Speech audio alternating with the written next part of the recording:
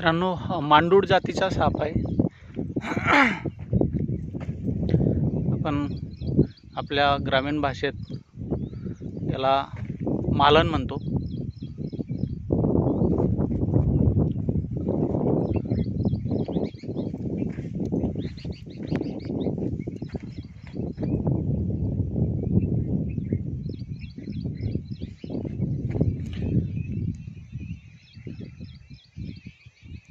सहा महिने एका तोंडाने आणि 6 महिने दुसऱ्या तोंडाने चालते असा एक समज आहे.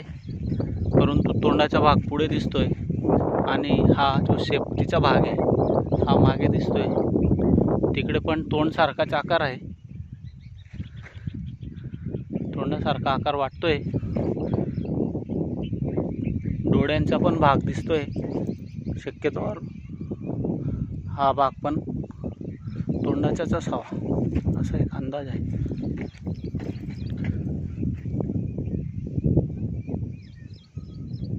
आपण बघू शकतात, अतिशय गरीब प्राणी हा. कोणाच्या आध्यात नाही मध्यात नाही.